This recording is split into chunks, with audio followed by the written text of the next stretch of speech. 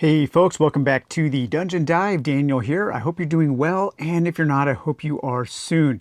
And hey, I've got a big episode for you today, and that is titled It's Fun to Go Alone. This is the top 10 solo RPGs. And hey, if you want to support the channel, if you want to help me keep the lights on, you can do so at the Dungeon Dive Patreon, and I highly appreciate that. You can also buy shirts and mugs and things from TeePublic. And also, don't forget to join Dungeon Dive Quest, the Dungeon Dive forum. And links for all of those things are down in the description. So for this top 10 solo RPG list, I have a few rules. A, these are games made from the ground up to be played solo, or B, they have official custom-made solo rules designed specifically for the game in question. I am not including games where I have to combine some kind of generic oracle or a generic set of solo rules with a system. All of these games are designed for solo, or they include custom solo rules for that game specifically. C, these games are not focused entirely on dungeon crawling, so you won't see anything like 4 Against Darkness, D100 Dungeon, or Caer Nathalis. Those games deserve their own episode, and as a matter of fact, I've done an episode on solo analog dungeon crawl. So if you want something more like that, check out that episode.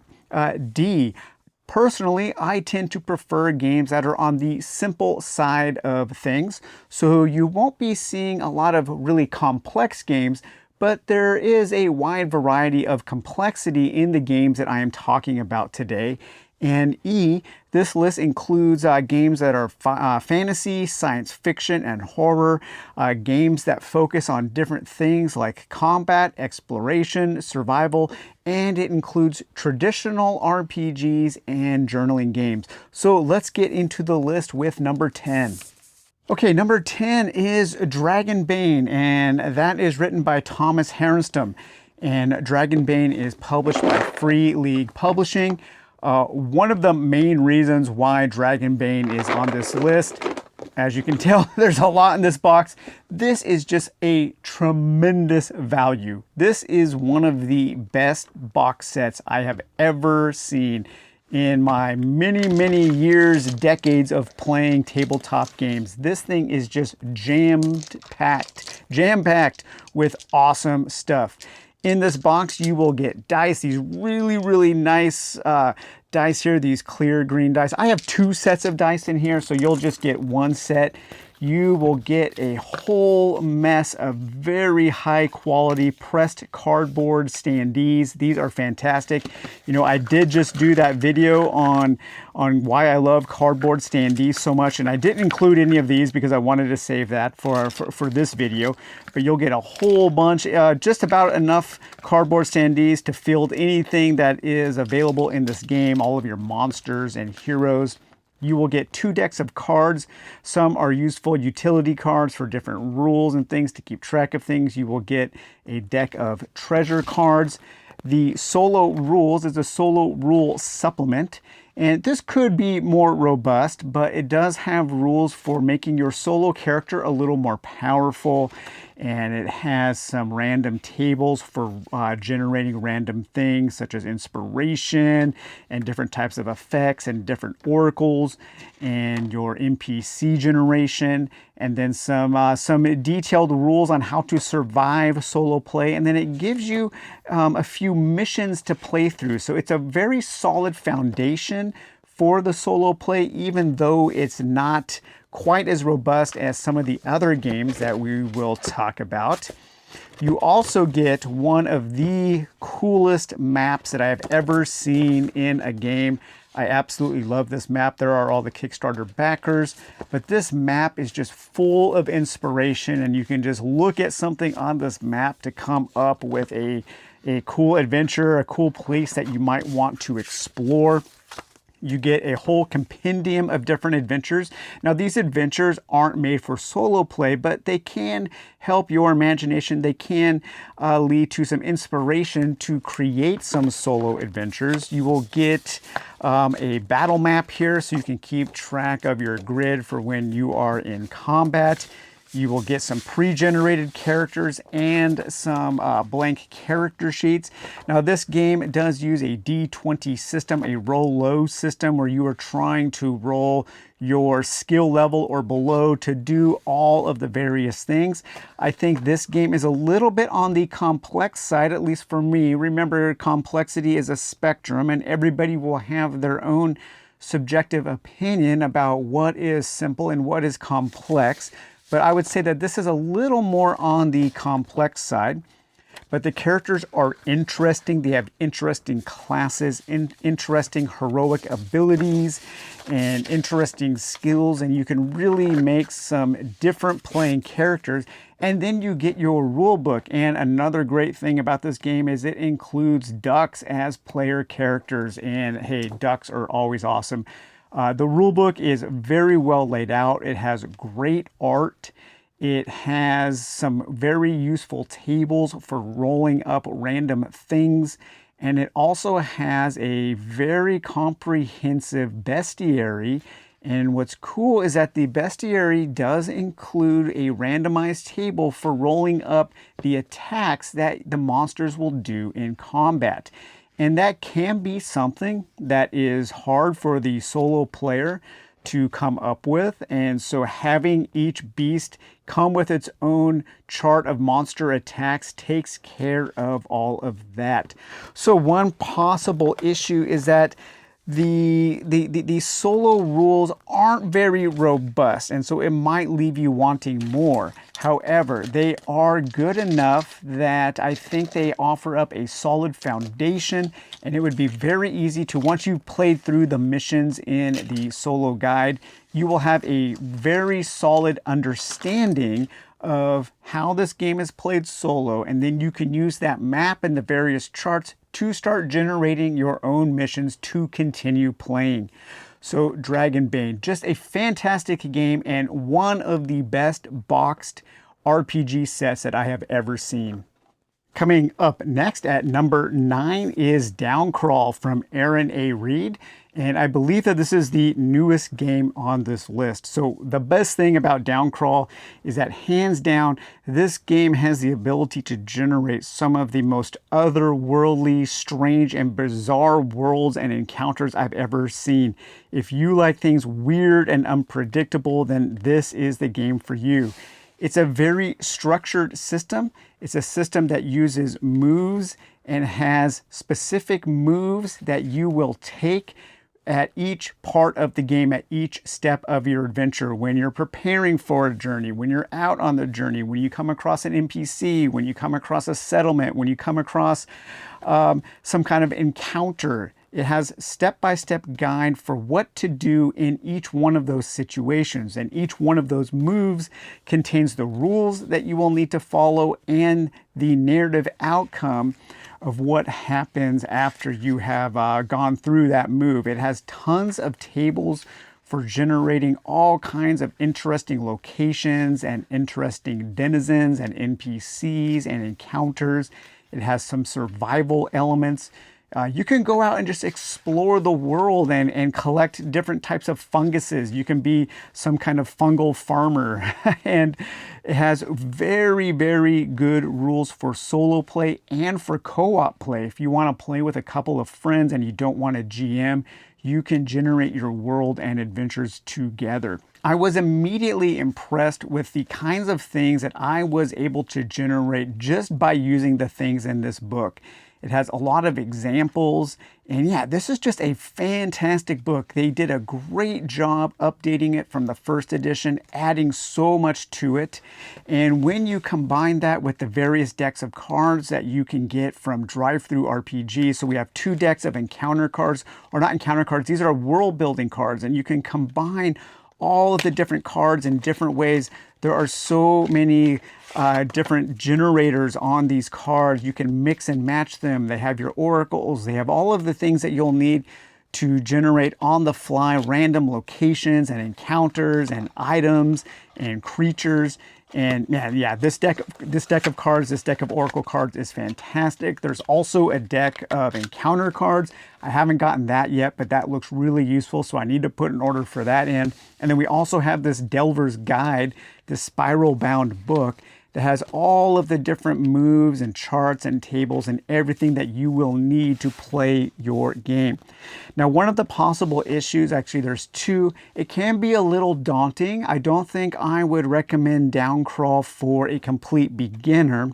And it does contain its own system. At its core, this is a world generating and adventure generating book without a set of rules to govern the play, but this does contain a very simplified system, and that might be okay for some, but I can see some people thinking that the system is maybe a little bit too simple. It contains a system called the Sliver of Fate, which is a simplified and modified version of Fate, but it uses a 2d6 system instead of special dice, and characters are very, very simple. So you might want to combine this with a simple set of rules, but it does have all of the rules for everything you would need to play. And that's why it's included on this list. But man, if you want something to generate bizarre and interesting and otherworldly locations and encounters, it would be really hard to beat Downcrawl. Coming in at number 8 from Lucas Falk is Heroes of Cerulia. And Heroes of Cerulia is a charming game inspired by The Legend of Zelda and old video games. This game has video game logic that is applied to it. So things like NPCs, they will often just repeat the same lines of dialogue like they would in old kind of 8-bit and 16-bit RPGs. What a fantastic game world. It's so pleasant. It's full of nostalgia, and I'm sure that kind of nostalgia goes a long way in making me love this game. But I think the systems are sound and very intuitive. It's an easy game.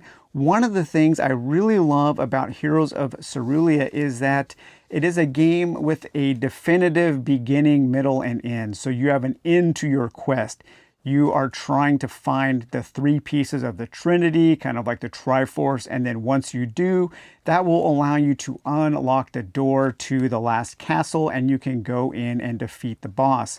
While you are doing that, it's kind of a small confined sandbox with random elements and random dungeons, but you do have an overall goal that you are working towards. And that is often something I see that people who are just getting into solo RPGs struggle with. Like, what's the goal? What am I working towards?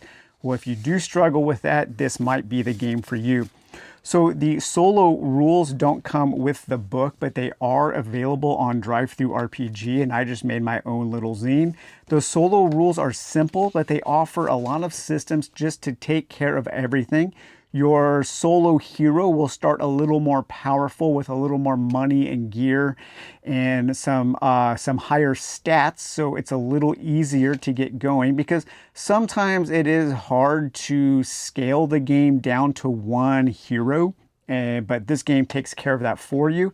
It goes through a little bit of the idea of video game logic. You will also have some very handy charts of how to talk to inhabitants.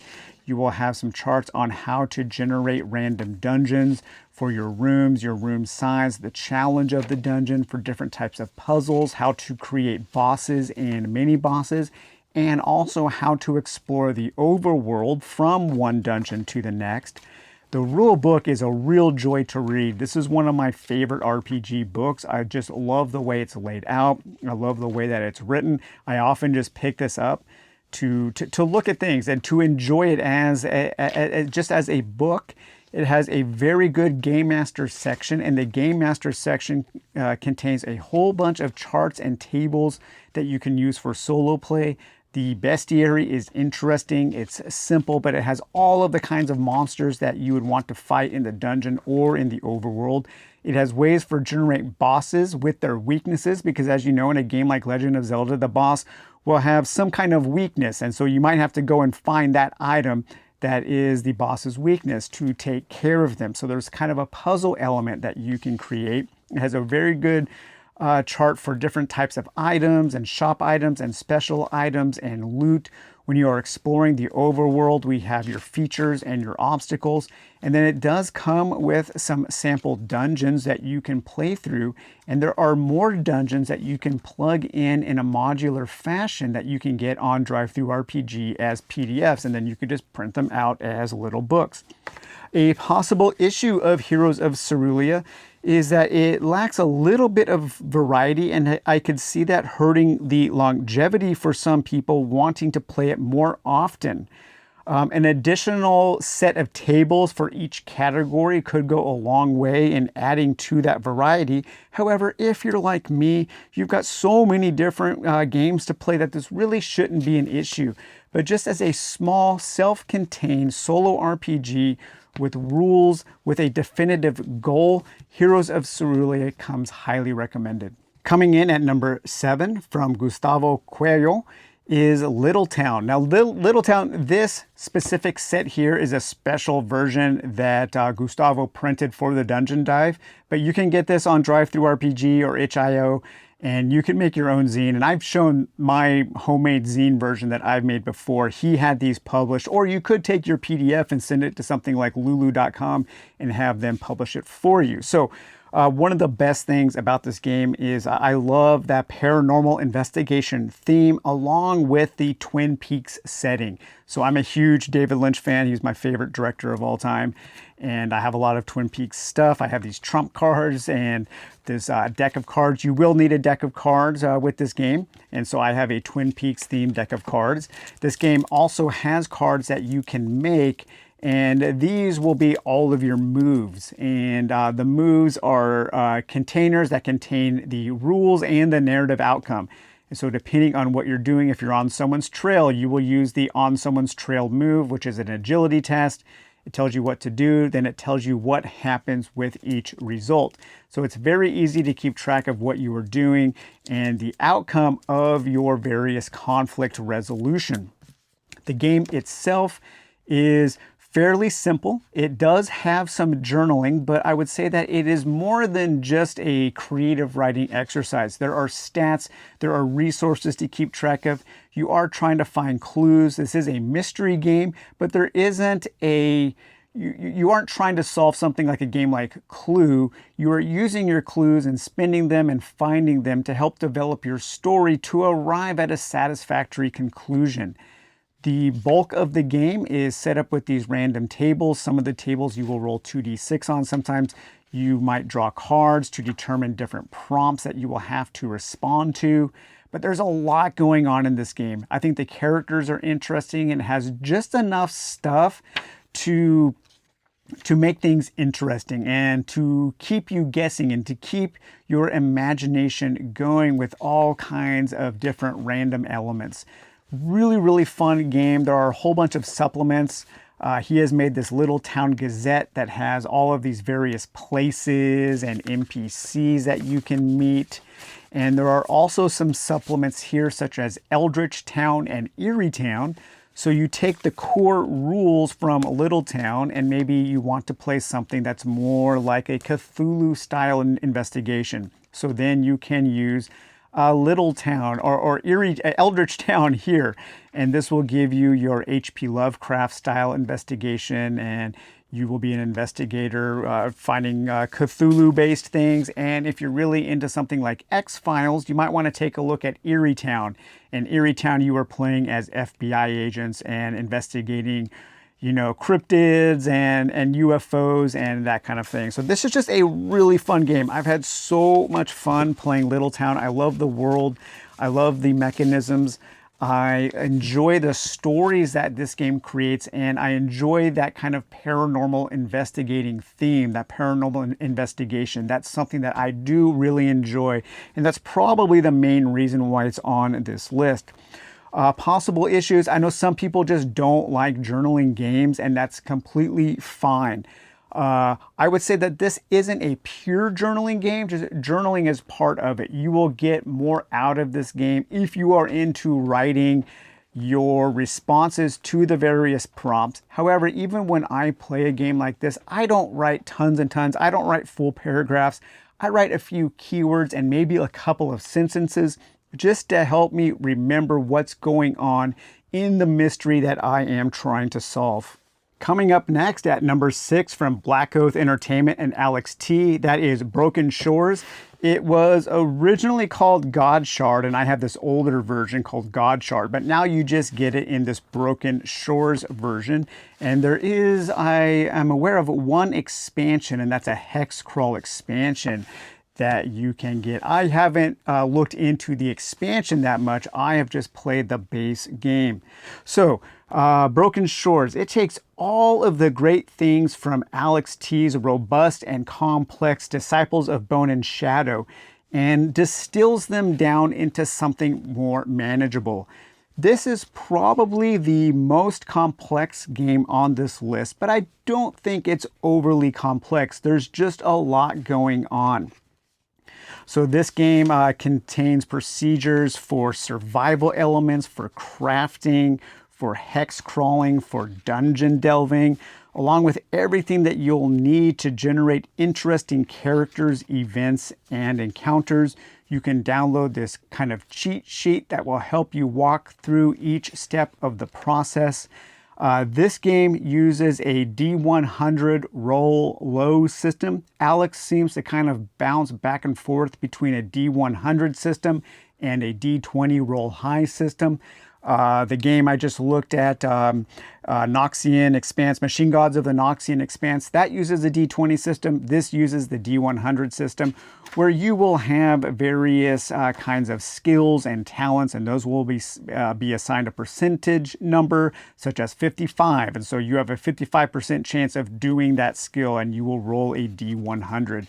I think the characters in this are pretty interesting because you can create a large variety of characters without relying on different classes. This is a classless system, but it also has some very cool generators for coming up with the background of your character. So all of the characters in this game start as people who have been captured by these deranged cultists, and you are escaping. And so you escape with kind of next to nothing, and then you have to survive in this really interesting world. I mentioned that Alex T has a real knack for creating interesting worlds to play in, and Broken Shores is one of my favorite.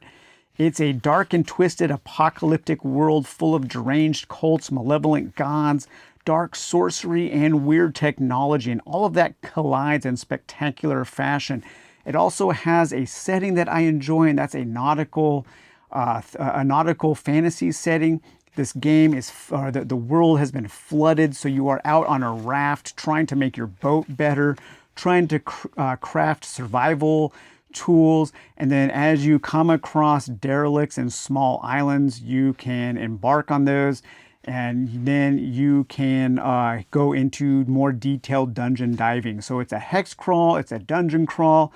It has good combat. It has an interesting bestiary. So that's another thing that Alex does really well, is create interesting bestiaries with enemies that have cool powers. And it has solid solo rules. You know, Alex's games are always made for the ground up for solo, but they can also be played in a traditional way with the game master. But he approaches almost all of his games from the solo player in mind.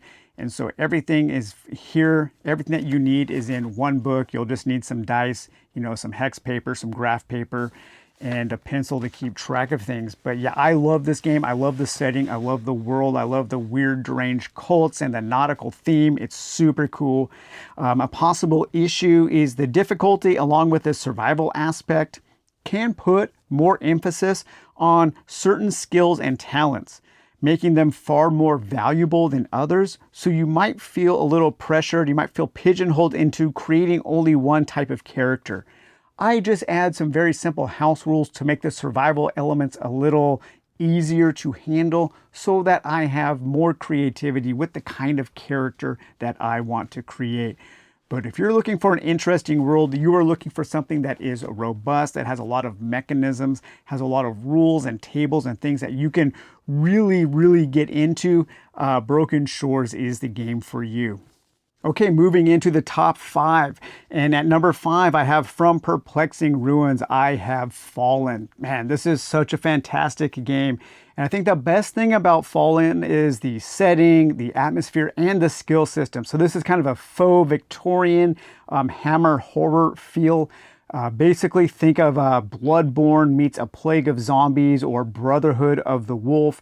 You have guys and gals in long leather overcoats with tricorn hats investigating hauntings and monsters in the fog-shrouded cobblestone streets and cornfields. Just a great setting. The setting of this game goes a long way into making it a game that I think is so good. You know, it's kind of like one of my favorite board games, and that is A Touch of Evil from Flying Frog Productions. So this slim little book here at just about 42 pages packs in so much game into its pages.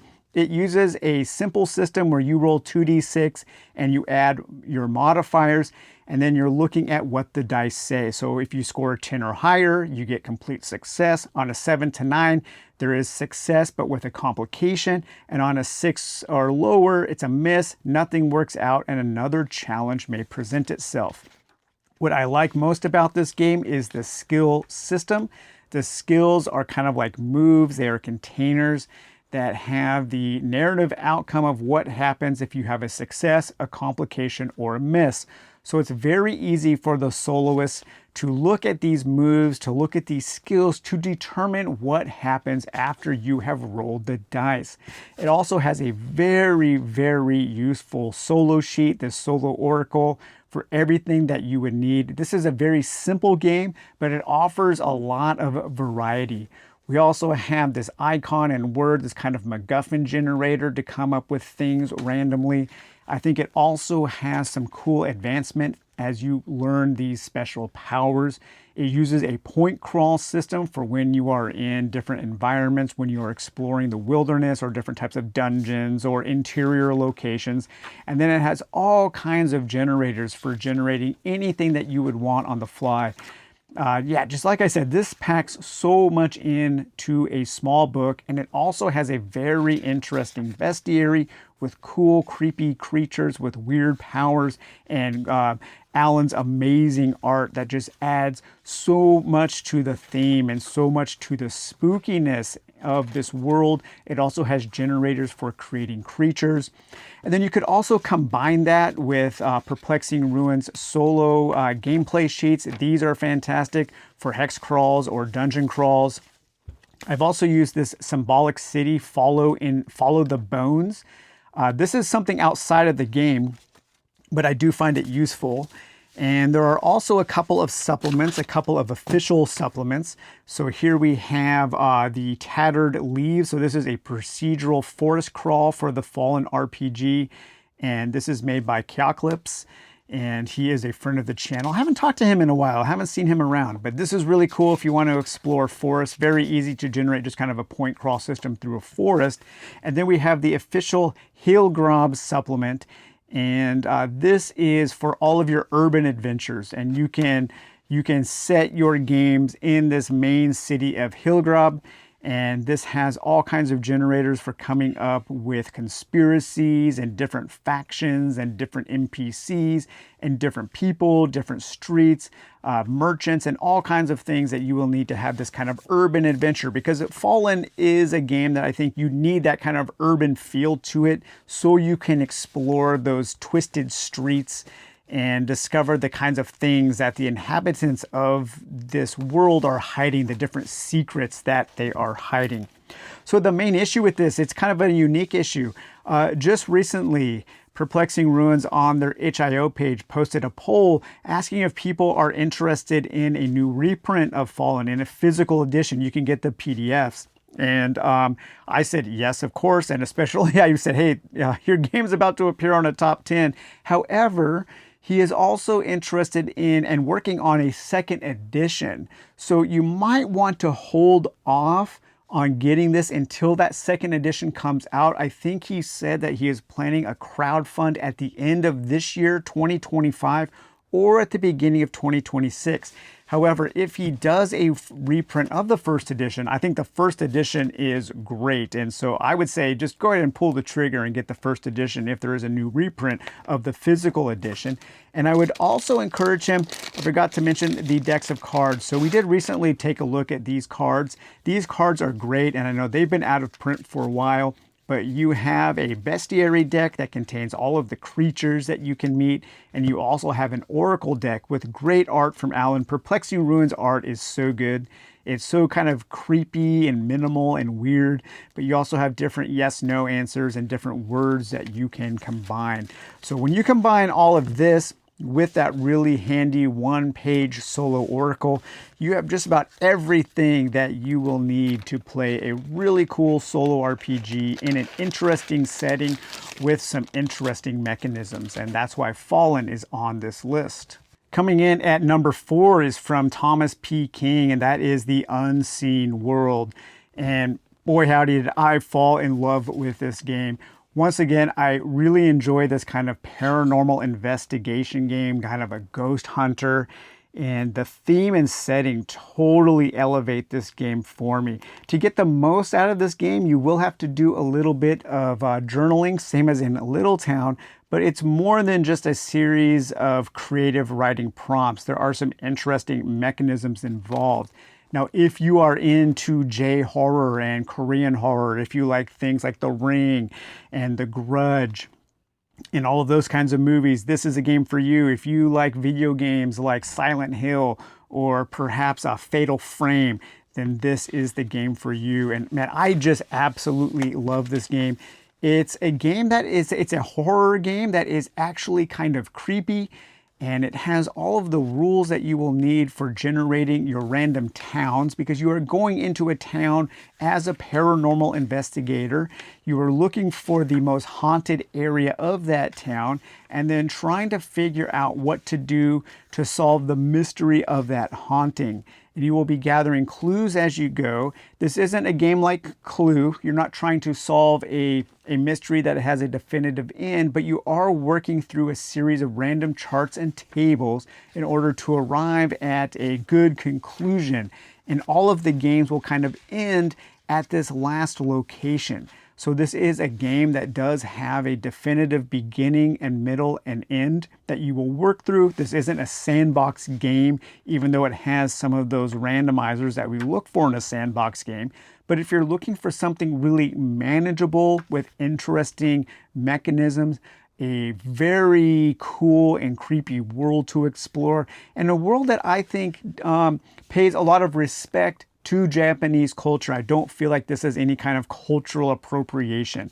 This is a game that treats the kind of spirituality and folklore and mythology of Japan in a very, very respectful nature. But one of my favorite things about this game is that as you are solving the mysteries, you are gaining money, and you can spend that money on different things like different types of recorders, video recorders, and audio recording equipment. I love that kind of stuff. You know, you might have your little radio that you buy that you can dial in and pick up some of those EVP phenomenon. But at the end of each mystery, you can invest your money in writing a blog article or a chapter of a book. And it just adds a little bit of realism to this fantastical world. So yeah, just a fantastic game. It has neat mechanisms. You use a deck of cards for your outcome resolution, for your conflict resolution. And you can swap out cards. You can swap out better cards. It's just a standard poker deck. As your character gets better, you can put in better cards, so you have a better chance of overcoming things. So yeah, just really cool. I like a game with a solid end goal, because sometimes you don't want to play in a big wide open sandbox. You want something more manageable. And especially if you like this type of theme and setting, man, The Unseen World is amazing. So possible issues is I think I want this one to just be fleshed out a little more. I'd like an additional book that kind of just adds a little more variety. I would especially like to see that system where you invest your money in new gear, new equipment, and in writing books and blogs and articles or documentary films, I would like to see each one of those fleshed out to become a more involved mini game, because I could see each one of those being an interesting thing where maybe you could roll some dice on a table and have various outcomes, and maybe your investments can pay off in different levels depending on how well you do. But yeah, if you like horror games, and if you like games that have a definitive goal, definitely check out The Unseen World. Okay, the top 3, and coming in at number 3 from Stephen Hans, is Space Aces: Voyages in Infinite Space. Holy crap, what a game. I love this game. It is so much fun.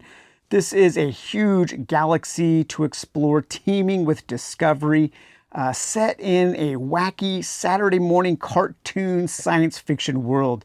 If you like things like Hitchhiker's Guide to the Galaxy or The Stainless Steel Rat, or anime like Dirty Pair, Crusher Joe, and Cowboy Bebop mixed with Looney Tunes, then this is the game for you. Now, this game is super, super simple. The characters have almost no stats. Your ship has almost no stats. And that threw me off a little bit. Its simplicity, I'm just going to jump into the possible issue right here. The simplicity can be a little confusing, because as you're reading the rules, you're kind of like, oh, wait, that's it? I don't get it. As a matter of fact, this is the newest version, Voyages in Infinite Space. This is a highly expanded version of the small zine version called A New Guidebook, and you can get this on DriveThruRPG.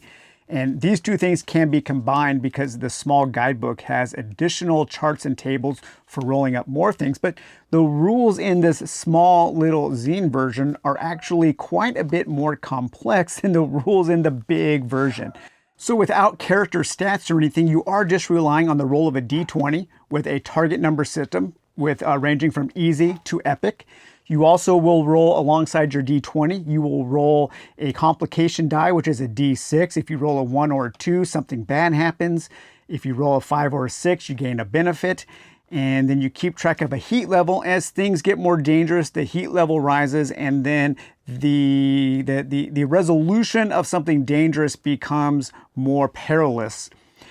Creating a character is very simple. You will pick a couple of backgrounds, a couple of keywords. Again, the word for this game is simple. Everything is simple, and I would encourage you to just embrace the simplicity. Flying around in your ship, exploring the galaxy is a D6 press your luck system where you're trying not to bust. You're trying not to roll a 7 or higher on 2 or 3 D6, depending on how many you want to roll. Super cool. If you roll a 6, that's really good. If you roll a 1, 2, or 3, something bad happens. But if you bust, if you get a 7 or over, then something really bad happens. And that's also how you delve through the various dungeons and different ruins and weird space stations and just different systems. You can create interesting spaceships. It has space combat. It has everything that you would expect out of a robust kind of space opera style RPG, but the rules are kept very, very simple.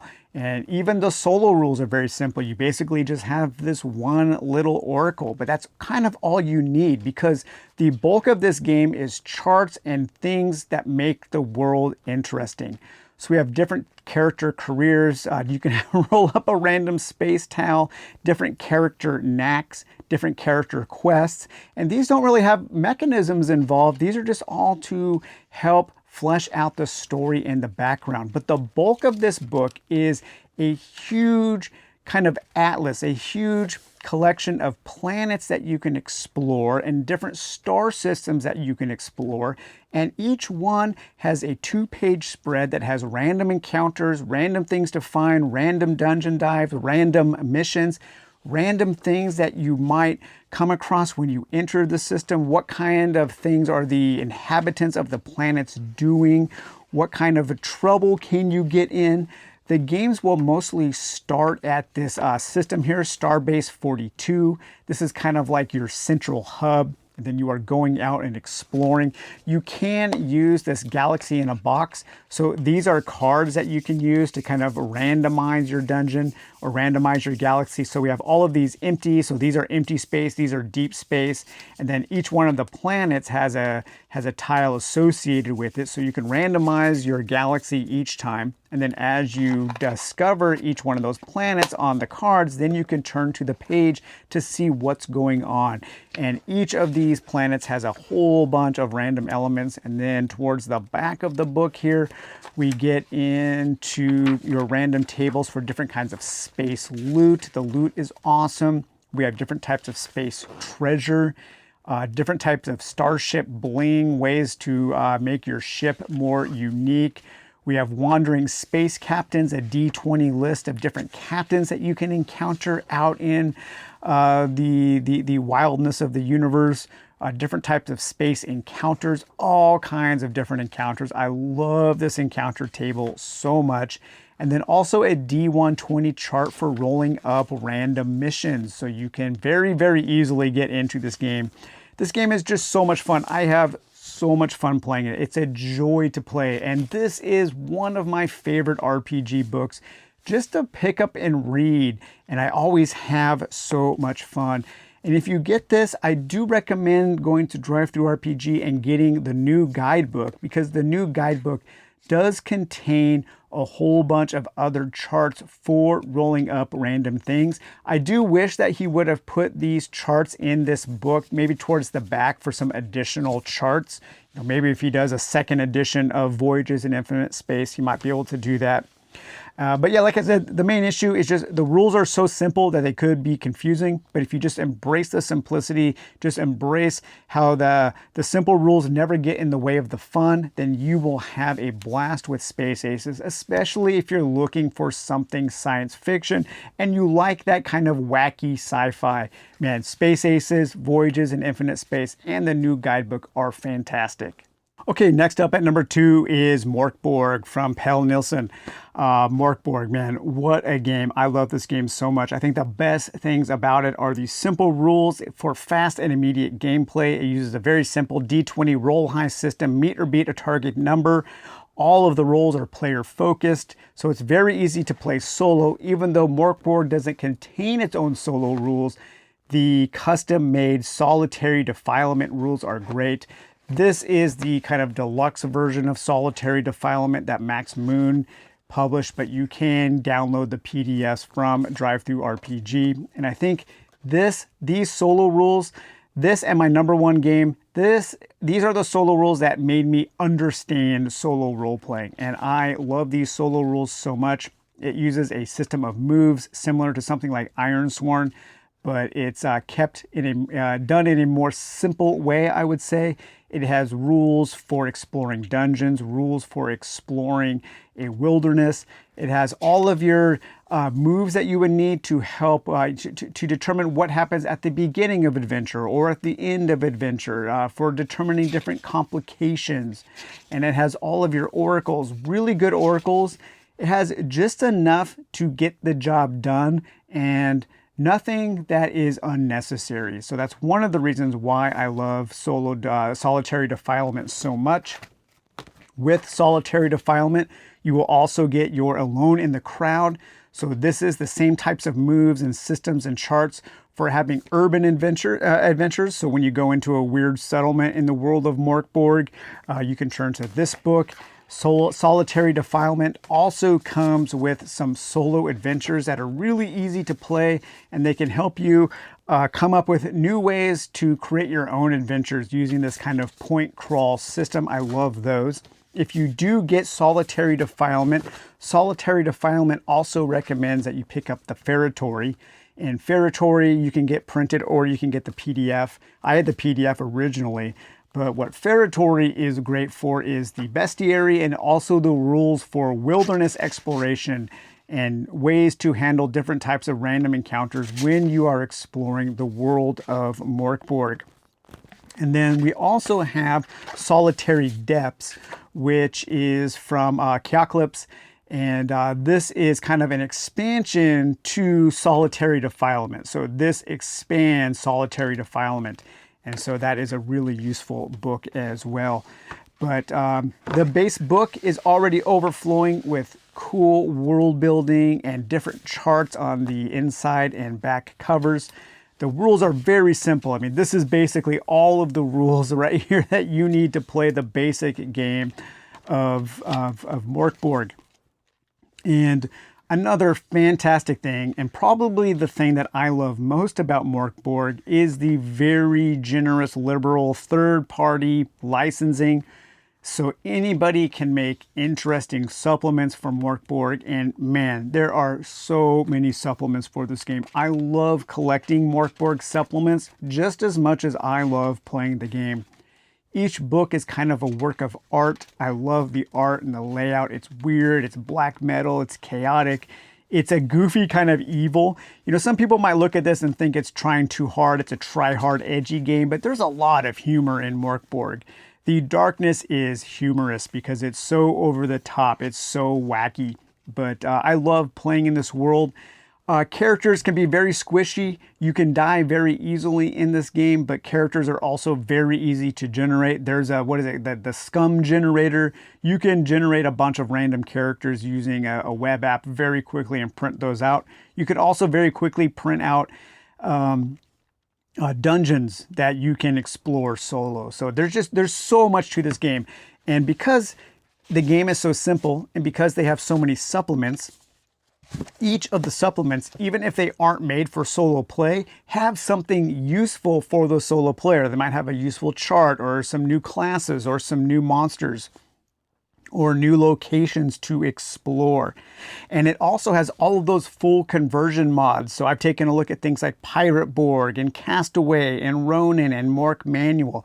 All of those things are awesome. And I love that this is a game designed with the theme in the foremost position. You know, this is a game all about art and how the art can be inspiring to people. However, that is a possible issue because I completely understand that this might be a massive hurdle for some people to get over or a total roadblock for others. Some people look at these books and they just can't get past the design, the graphic design, the garish colors, the weird fonts. I mean, sometimes the fonts are so weird I can't even read them, but I think that's for me, that's part of the appeal. But I completely understand if you just look at this and you're like, I can't make heads or tails. Some people say this book gives them a headache. And hey, you know what? That's fine. There's no way around that. I can't argue that point because it makes sense. You're either going to love the design of these books or you aren't going to love them. And I think Mörk Borg was the game that made art by dead people, you know, photo bashing, taking old like woodblock printings of art that was in custom in the public domain and photo bashing that and making it weird and adding different colors and collaging that kind of thing. So I love the visual design of Mörk Borg. It's one of the things that draws me to the game. It's one of the things that makes me want to continue collecting Mörk Borg supplements. And in a future video, I'm going to do a huge show and tell of all of my Mörk Borg stuff because I have so much for it and I love so much of it. But in addition to all of that, I really have fun playing the game. The game itself is very threadbare. It's very simple. But when you start adding in those modules, when you use Alone in the Crowd or Solitary Defilement and Feretory, it actually becomes a very interesting game. And there's just enough here where it just inspires me. And this is a very, very inspiring game. So that's why it is on my top 10. And finally, coming in at number 1, from Kevin Crawford, probably no surprise, and that is Scarlet Heroes. Scarlet Heroes really is the game that made solo role-playing click with me. I have tried, before I played Scarlet Heroes, I've tried other things, other systems, you know, using the Mythic GM emulator, and it just didn't click, but Scarlet Heroes totally clicked with me. The best thing about Scarlet Heroes is this is an all-in-one solution with some of the best, most useful solo oracles and rules I have ever played. I mean, this one book right here can offer you many, many dozens, maybe hundreds of hours of gameplay. It's one of the best buys in the business. These solo rules are great. So what's really cool about Scarlet Heroes is that it is designed from the ground up for either one GM and one hero, a solo hero, or it's designed for solo play without a GM. The other thing is that my favorite type of fantasy is sword and sorcery fantasy. And in sword and sorcery fantasy, the heroes are often very powerful. They can do a lot of things. They aren't often in real harm. The heroes are heroic. I don't mean heroic as a good guy. I mean heroic as a capable protagonist who has a lot of skill. And the heroes in Scarlet Heroes are heroes like that. If you want to play a hero like Conan or maybe Fafhrd or Grey Mouser or Elric, this is the game for you. If you love that kind of classic sword and sorcery where it's usually one lone hero against the world, this is the game for you. And the solo rules are just great. It has everything you need. It has all of your oracles, your random oracles for combining words to maybe spark your imagination, your yes/no oracle, ways for coming up with different NPCs. You can roll up characters using this chart very, very easily. And then we get into our urban adventures. Urban adventures are sometimes hard for the solo player because they often utilize aspects of mystery or of conspiracy.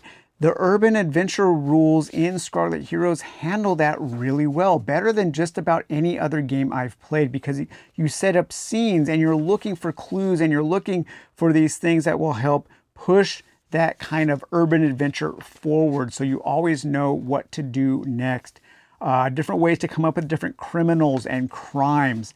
And then we also have all of the rules for our wilderness adventure. We have terrain features, different type for hex crawling, for different types of events, and then some really great but simple rules for coming up with dungeons, your dungeon size, your different layouts, and different rooms.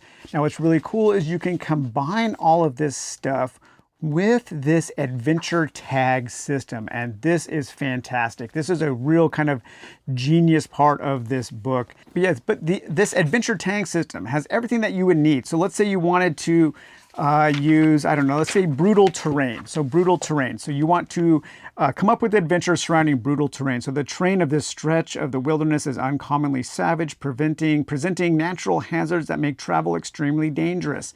Okay, so enemies. We might have a trapper of humans, a degenerate exiled noble, a refugee cult leader, angry spirit of the land. Friends, ensnared explorer, desperate refugee seeking shelter, a priest of Kega. Things and complications. Precious medical plant, costly mineral information. The terrain is intelligent and malevolent. The terrain actually has a hidden danger that has killed those who discover it. Certain places, boiling swamp, a gash of earth seeping with lava, caverns of half-toxic gases, hills, streaming mudslides. So you can use these little containers to help you come up with adventures. Another great thing is, in addition to the heroes being strong, being capable, being able to overcome the challenges that they are presented with, is the combat is really great in how it scales down to one player, because you have a thing called a fray die. And the fray die will allow you to just do damage to a creature. It's really great. The fray die system is excellent. The way the damage scales and the way that this has all of the rules that you would need to incorporate other OSR games into it. The way that you derive hit points, you take your hit dice, you don't roll those hit dice, but the number of hit dice are the number of hit points that the creatures have. It makes combat easy and manageable for a solo player. But yeah, this is just a fantastic game. I would say that the one possible issue is the setting. So it is in a unique setting called the Red Tide, and that's kind of a Pan-Asian, kind of a Japanese or Chinese influence fusion setting. Now, some might love that unique setting, some may not. If you want to use bestiaries that you already have, you want to use cardboard standees or minis that you already have, you may not have the ones that correspond to these kinds of more exotic monsters, like the leaping vampires, the Chinese hopping vampires, or weird kind of Asian demons and that kind of thing. So what I would do in that case is just substitute another useful bestiary from something like White Box and use that, because it converts seamlessly. You don't even need to do any conversion. You just use the other bestiaries from other OSR inspired books. But this one book contains everything that you will need for many, many dozens, if not hundreds of hours. The solo system is fantastic. One of the best sets of solo rules I've ever played. I would say that if you are looking for a game to really get you into the feel of a solo RPG, it would be nearly impossible to get something better than Scarlet Heroes. Another possible drawback, that that front cover, it's not very good. It's not very inspiring. I would like to see a new edition of this book with a better front cover, but that's really about it. So, all right, everyone, I hope you enjoyed listening to me talk about my top 10 solo RPGs. Let me know if you've played some. Of course, there's going to be those comments. Well, what about this? What about that? How come you didn't cover this? It's only 10 games. This is a huge, huge subgenre of tabletop games. It would be impossible for one person to play them all. It seems like every week something new and awesome is out on itch.io or DriveThruRPG. I've played a ton. I love a ton. These are just the 10 games that I like the most as of this moment, as of July 2025. So again, if you can support the Dungeon Dive, help keep the lights on, help me keep getting new games in, because I buy most of the games I cover on the channel, I buy with my own money. And so you can support on Dungeon Dive Patreon. That's really the best way. If you can't do that for any reason, I understand. Liking, subscribing, thumbing up, leaving a comment on YouTube helps. If you got a few bucks, you can tip on YouTube. That's always a help. And if you want to buy some merch, you can buy the Dungeon Dive 3D6 Oracle for a couple bucks on itch.io, or you can buy a t-shirt or a mug or a notebook or something like that from TeePublic. So thanks a lot for watching the video. Let me know what you think. What are some of your favorite solo RPGs that maybe I didn't mention? Maybe you'll mention one that I'll check out and be like, oh my God, how did I ever miss this one? This should have been on my list.